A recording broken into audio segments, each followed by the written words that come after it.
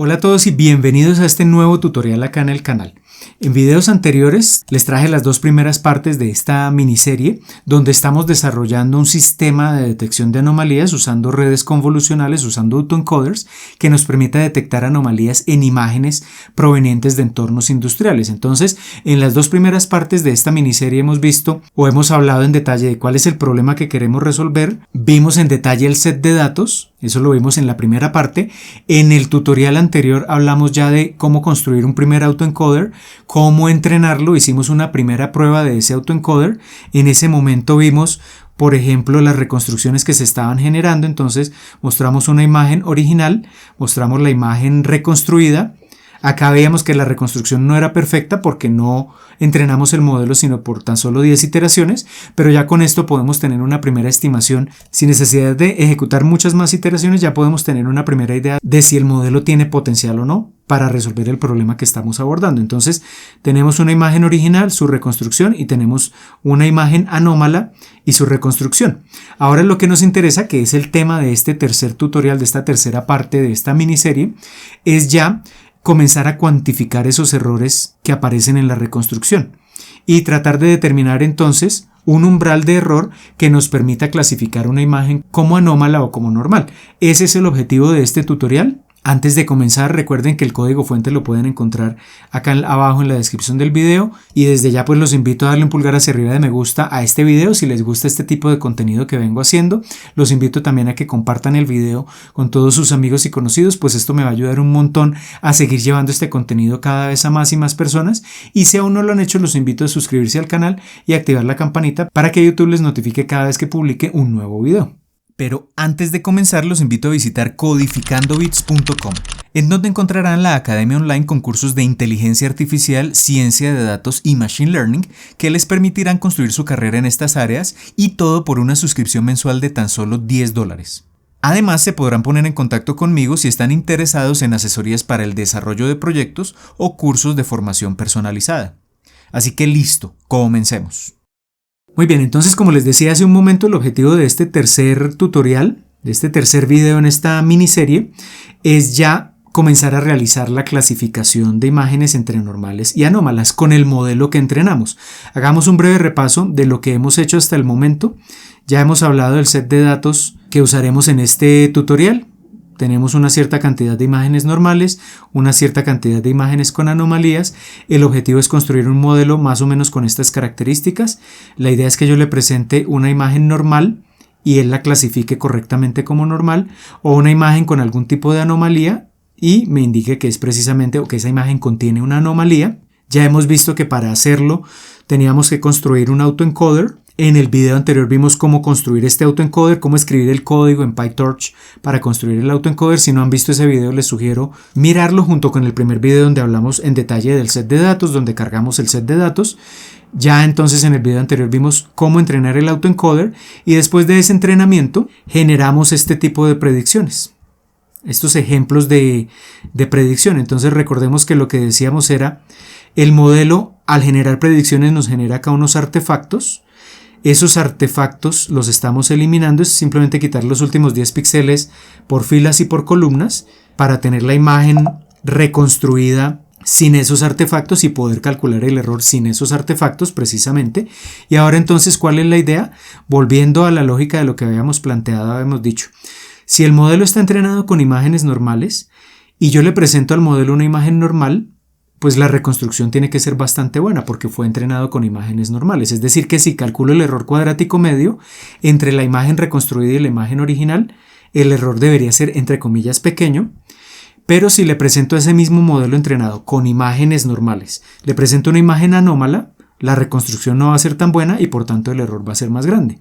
Entonces lo que nos interesa ahora es cuantificar qué tan grande o qué tan pequeño debe ser ese error para poder establecer un umbral a partir del cual podamos decir esto es una imagen anómala o esto es una imagen normal.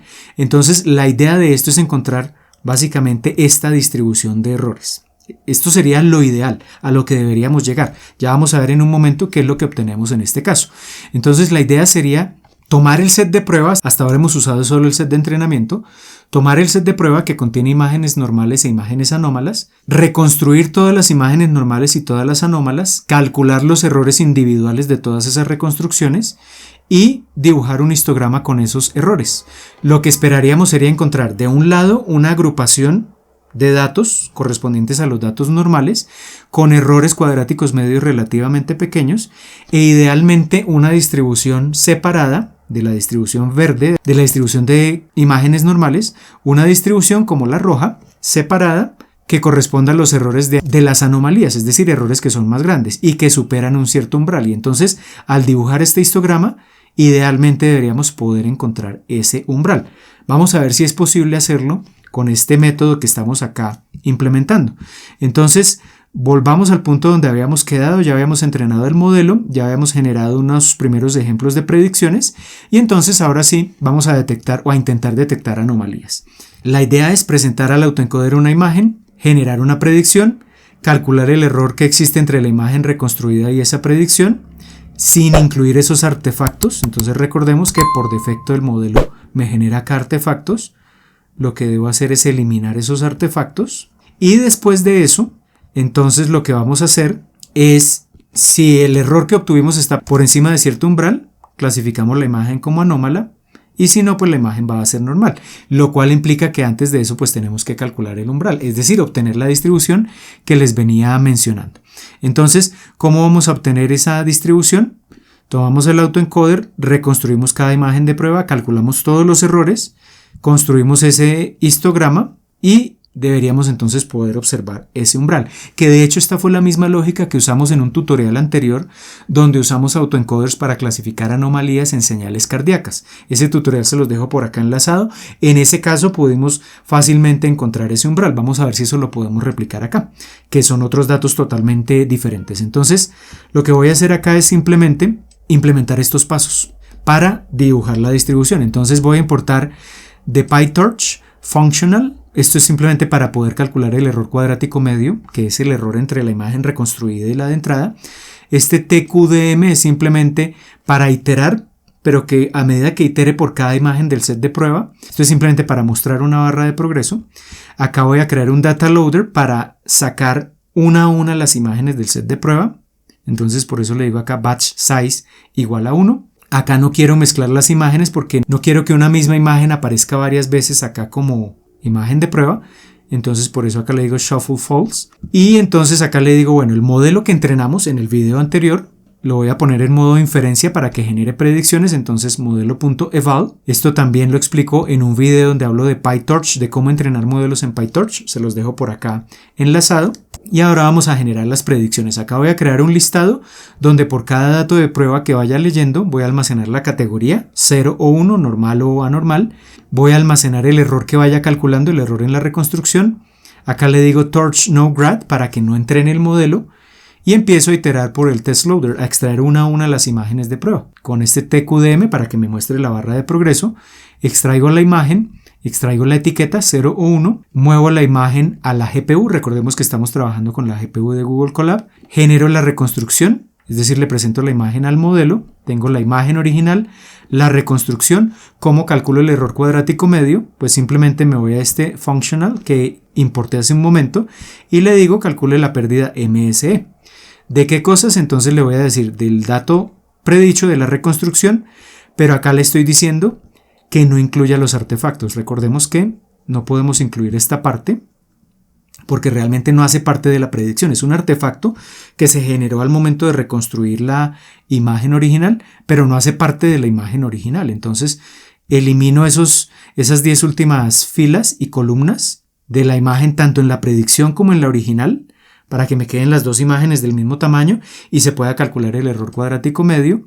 Y entonces acá esto lo que va a hacer este MSLoss lo que hace es resta píxel a píxel de la imagen original, la imagen predicha, y eleva esas diferencias al cuadrado y tenemos el error cuadrático.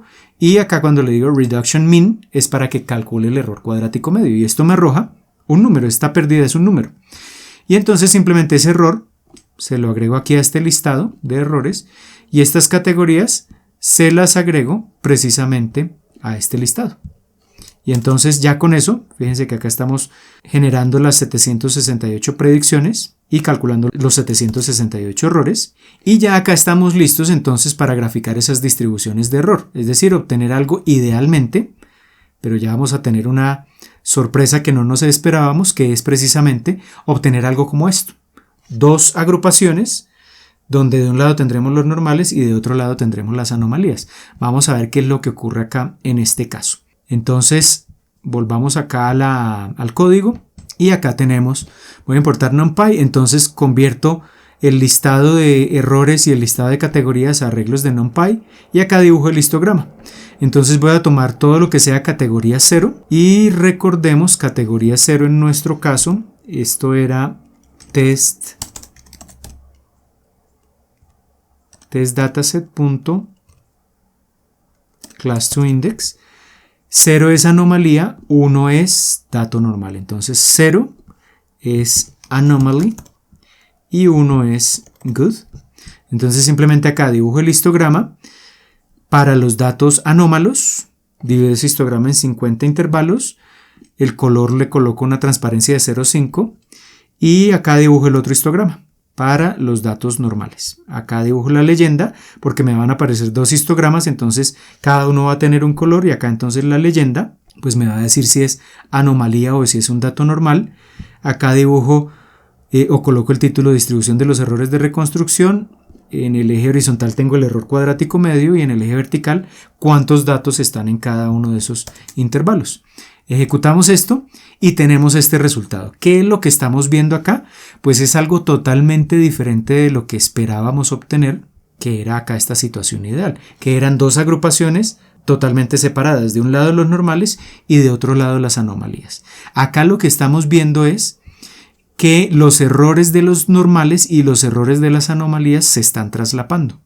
Fíjense que tenemos las dos distribuciones prácticamente traslapadas. Entonces acá tenemos un primer inconveniente y es que no podemos encontrar un umbral que nos permita separar una categoría de la otra.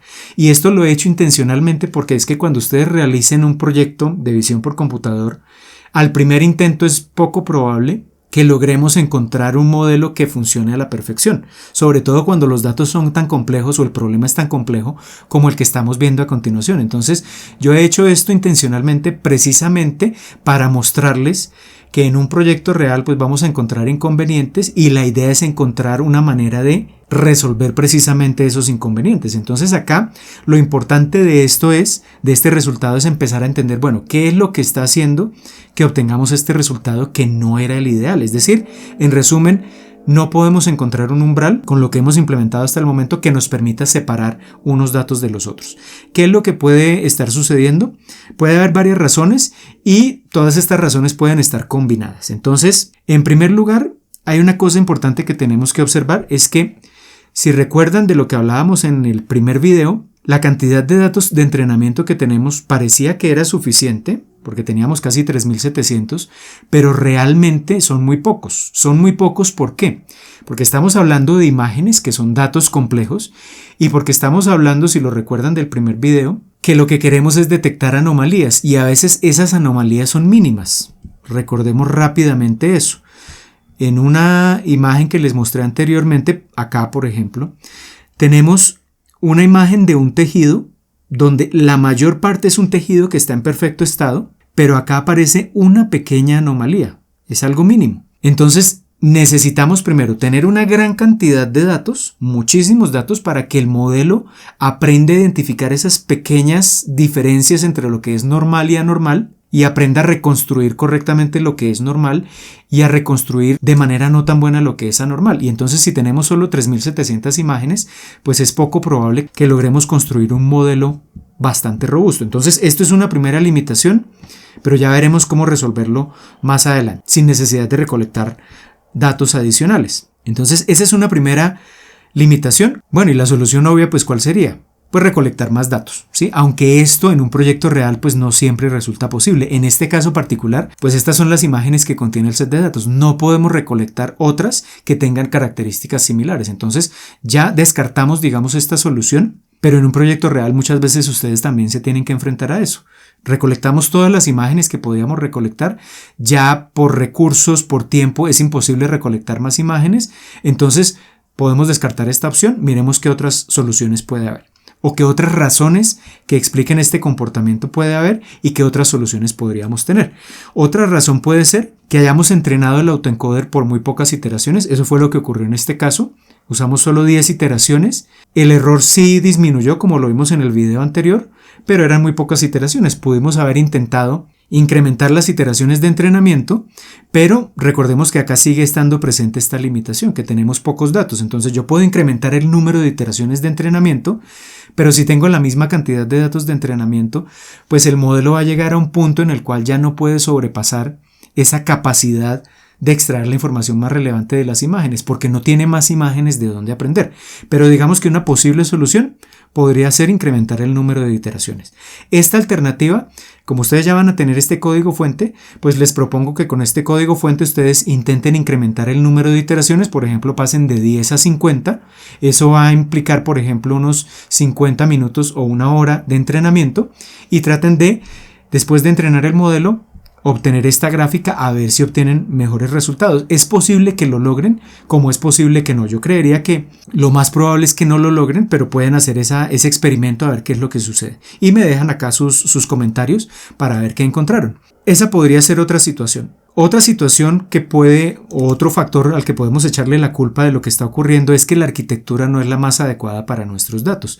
Fíjense que cuando en el video anterior, en el tutorial anterior, yo les dije, vamos a implementar el autoencoder y yo les definí acá esta arquitectura. Yo les dije, voy a usar 3 capas convolucionales en el encoder. La primera va a tener 128 filtros, la otra 256 y la última también 256. Esto lo hice de forma un poco arbitraria. Y realmente cuando uno construye un modelo de Deep Learning, pues no hay una fórmula mágica que nos diga cuál es el tamaño de cada capa, cuántas capas tenemos que tener. Realmente, de manera rigurosa, lo que tendríamos que hacer sería afinar el modelo. Es decir, definir diferentes combinaciones de capas de entrada, de número de filtros, etcétera, etcétera. Afinar ese modelo, que de la afinación de modelos también les hablo en un video que les dejo por acá enlazado. Y por ejemplo, probamos 5 posibles modelos con diferentes combinaciones, entrenamos esos 5 o esos 10 o esos 20 modelos y de esos 20 modelos escogemos aquel que tenga el mejor desempeño. Esa hubiera sido la forma más rigurosa de hacerlo. Esa podría ser una solución y entonces acá digamos, claro, en este caso particular, como yo construí ese modelo con esos hiperparámetros, pues tendríamos que tener mucha suerte para que con este primer intento de modelo ya tuviésemos un desempeño bastante bueno. Y estamos viendo que precisamente no estamos logrando obtener ese desempeño. Entonces esa podría ser otra solución. Es decir, afinar el autoencoder. Esta opción también se las dejo, digamos, a ustedes para que prueben esto, digamos, con base en este código que ya tienen, pero digamos que siempre va a estar la limitación de que no tenemos más datos. Y otra posible situación que se puede estar dando es esta, que es la que vamos a abordar ahora acá, en lo que nos queda de este tutorial, que es que recordemos cuando calculamos el error de reconstrucción, lo que hicimos fue esto. Calculamos el error cuadrático medio. Es decir, tomamos la imagen reconstruida, tomamos la imagen original, hicimos la resta píxel a píxel, esas restas se elevaron al cuadrado y se promediaron esos resultados y todo eso se englobó en un número que era el error. Entonces, ¿qué es lo que puede estar sucediendo? Si yo analizo, por ejemplo, estos ejemplos de reconstrucción, obviamente si tuviésemos un modelo un poco mejor, ¿qué es lo que podría suceder? Puede ser que si la imagen contiene una anomalía, digamos, observemos la imagen acá de abajo, la imagen anómala original abajo. Si la imagen tiene una anomalía y nosotros reconstruimos esa imagen, podríamos de pronto esperar que las porciones de la imagen que son, digamos, normales, que no tienen imperfecciones, sean reconstruidas correctamente, pero las porciones donde hay anomalías, el autoencoder no es capaz de interpretar correctamente esa información y reconstruye incorrectamente esas porciones. ¿Qué quiere decir eso? Que lo que esperaríamos es que en una imagen con anomalías, la mayor parte de la imagen esté bastante bien reconstruida, pero algunas porciones tengan unos errores más grandes porque están reconstruidas incorrectamente. ¿Qué es lo que pasa cuando calculamos este error cuadrático medio? Que estamos olvidando esos detalles, esas pequeñas porciones donde los errores son grandes, porque estamos englobando todo en una métrica que es el error cuadrático medio. Entonces, por más imperfecciones que haya en esa reconstrucción, Y por más errores altos que tengamos en esa porción, pues eso va a terminar quedando enmascarado por la gran mayoría de píxeles que están relativamente bien reconstruidos. Resumen de todo esto, puede ser que el error cuadrático medio no nos deje ver, digamos, claramente esas imperfecciones. Entonces acá la idea sería buscar como otra métrica o otra manera de calcular ese error que no sea a través del error cuadrático medio. Y esa es la alternativa que vamos a abordar ahora. Entonces acá recordemos que todo esto es pensando como si estuviésemos en un proyecto real donde encontramos ciertos obstáculos, intentamos determinar cuáles son como los problemas que estamos encontrando, a qué se deben esos problemas y qué alternativas podemos usar. Entonces acá vamos a explorar esta alternativa de solución, pero tenemos que verificar si funciona o no funciona. Entonces eso es lo que vamos a implementar ahora en esta última parte, que es, vamos a calcular el error con lo que vamos a llamar un mapa de anomalías. Entonces, en lugar de calcular el error cuadrático medio y promediar todo eso para extraer un número, lo que voy a hacer es tomar la imagen reconstruida, tomar la imagen original, hacer la resta cuadrática, píxel a píxel, es decir, al píxel 1 de la imagen reconstruida le resto el píxel 1 de la imagen original, esa diferencia la elevo al cuadrado y todo eso lo dejo como una imagen. Entonces ahí me va a quedar una imagen con 3 planos de color, pero la información que está en esos planos contiene los errores en cada porción de los píxeles. Entonces no es una imagen como las que estamos viendo acá, sino que van a ser unas imágenes de error que van a tener 3 planos, porque cada imagen original tiene 3 planos. Entonces vamos a partir de esas imágenes de error y lo que voy a hacer es, como tiene 3 planos, para cada uno de los planos y para cada píxel voy a buscar el error máximo que tengamos en cada uno de esos planos. Entonces, por ejemplo, si me enfoco en el píxel 1 del primer plano, obtengo ese error. Miro el píxel 1 del segundo plano, obtengo ese error. Miro el píxel 2 del tercer plano, obtengo ese error. Y de esos 3 errores que tengo para ese píxel, tomo el valor más alto. ¿Por qué el valor más alto? Porque lo que me interesa es, lo que estábamos, o nuestra hipótesis es que cuando hay errores en la reconstrucción, pues esos errores son grandes. Cuando tenemos imágenes anómalas, y entonces yo quiero preservar esos errores grandes para poder precisamente magnificarlos y tratar de diferenciarlos con respecto a las imágenes, digamos, normales, que son en su mayoría todos los píxeles van a tener errores relativamente pequeños. Entonces por eso la idea es quedarnos con el error máximo que aparezca en cada uno de los planos para cada uno de los píxeles. Esa es la idea de lo que vamos a calcular ahora. Y eso nos va a arrojar en últimas una imagen de errores máximos, que va a tener el mismo tamaño de las imágenes originales, pero que va a ser una imagen de error. Y eso es lo que yo voy a llamar el mapa de anomalías. Y el cálculo de este mapa de anomalías es realmente muy sencillo. Entonces acá he definido una función que se llama precisamente calcular mapa de anomalías, que acepta como entrada la imagen y la reconstrucción y calcula el mapa que les acabo de explicar, y ese cálculo es bastante simple. Entonces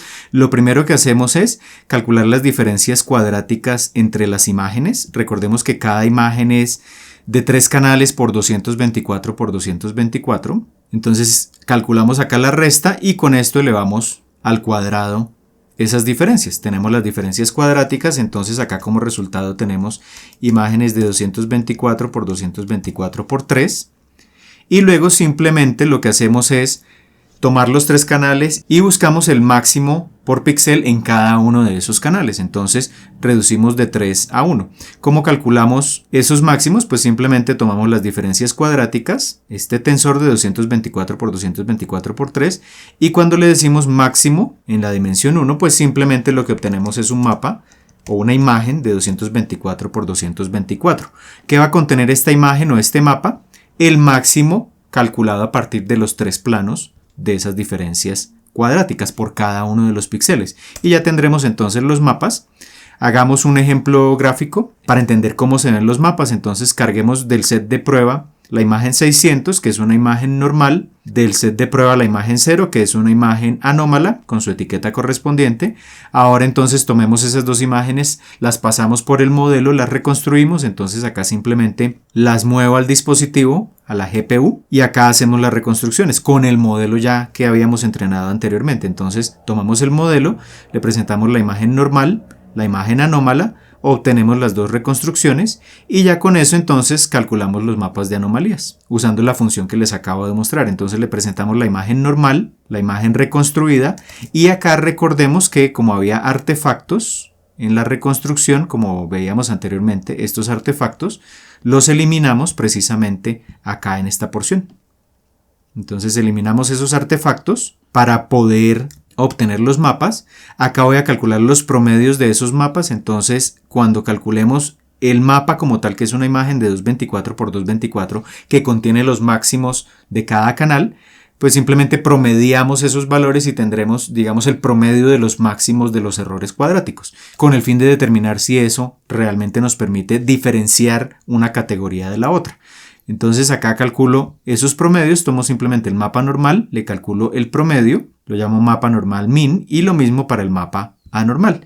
Y vamos a hacer un gráfico entonces de cada imagen. Coloco una grilla de 2×2, vamos a mostrar la imagen normal, como lo hicimos anteriormente, con su mapa correspondiente, y en los otros recuadros dibujamos la imagen anómala con su reconstrucción correspondiente, o más que la reconstrucción, con el mapa de anomalías correspondiente. Y ya después de eso vamos a mostrar acá el promedio que acabamos de calcular, el promedio de los máximos de ese mapa de anomalías para cada uno de los dos casos. Entonces hacemos este gráfico. Acá me arroja un error, me faltó incluir la imagen reconstruida normal. Ejecutamos esto. Y tenemos entonces imagen normal original, su mapa de anomalías. Entonces este mapa es simplemente una imagen con un solo plano de 224 por 224, y lo que tenemos acá en cada píxel es el máximo calculado de los tres canales. Y lo mismo para la anomalía. Entonces acá tenemos un promedio, por ejemplo, para este caso particular de estas imágenes. En el caso de la imagen normal, el promedio de esos errores máximos es 0.0006, y en el caso del mapa de anomalías para las imágenes anómalas el promedio es 0.001, es decir, es mayor para este caso particular que en el caso de las imágenes normales. Entonces pareciera que de pronto la hipótesis se puede cumplir, es decir, que si tenemos una imagen anómala, el promedio de esos máximos de los errores es mayor que en las imágenes normales, 0.006 versus 0.001, pero realmente estos son solo dos imágenes. Entonces ahora la idea es construir las distribuciones de estos errores, es decir, calcular estos promedios de errores de los mapas de anomalías para normales y anormales, dibujar esas distribuciones como lo hicimos hace un momento, pero con el error cuadrático medio, en este caso basados en los mapas de anomalías, y verificar si podemos diferenciar unas de las otras. Entonces vamos a hacer eso acá. Vamos a crear el test loader tomando de a una imagen. Llevamos el modelo que entrenamos a inferencia y generamos acá las predicciones. Entonces acá voy a almacenar las categorías, good o anomaly, los errores que vayamos calculando, pero esos errores son estos que tenemos acá, calculados a partir del mapa de anomalías, que a su vez se calcula a partir de los máximos errores entre los tres canales. Y entonces acá TorchNoGrad, para que genere predicciones el modelo, leemos cada dato de prueba, nos interesa solo la imagen, la movemos a la GPU, generamos la predicción, calculamos el mapa de anomalías entre la imagen original y la imagen predicha, eliminando los artefactos, calculamos la pérdida como el promedio de ese mapa de anomalías, almacenamos esa pérdida, almacenamos la categoría correspondiente y graficamos acá las distribuciones como lo hicimos anteriormente.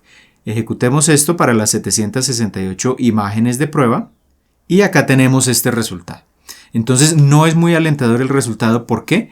Porque prácticamente a pesar de redefinir, digamos, estos mapas de anomalías y la manera como estamos calculando los errores, prácticamente seguimos viendo que las dos distribuciones se están traslapando. Entonces no podemos con este enfoque aún diferenciar lo que es una imagen normal de una imagen anómala. Es decir, seguimos teniendo el mismo inconveniente que teníamos con el error cuadrático medio, y las razones de fondo pueden ser exactamente las mismas. Es decir, primero tenemos relativamente pocos datos de entrenamiento, entonces el autoencoder no es muy robusto al momento de extraer las características más relevantes de cada imagen original y al momento de reconstruirlas. Y por tanto, si tenemos una imagen que tiene una pequeña anomalía, cuando la reconstruye, pues esa pequeña anomalía prácticamente desaparece en la reconstrucción. Y eso es lo que nos está impidiendo diferenciar claramente un tipo de imagen de otra. Y como les decía hace un momento, pues el objetivo de llegar a este punto, a pesar de que no fue un resultado exitoso, pues es entender, digamos, esos inconvenientes que muy probablemente en un proyecto de visión por computador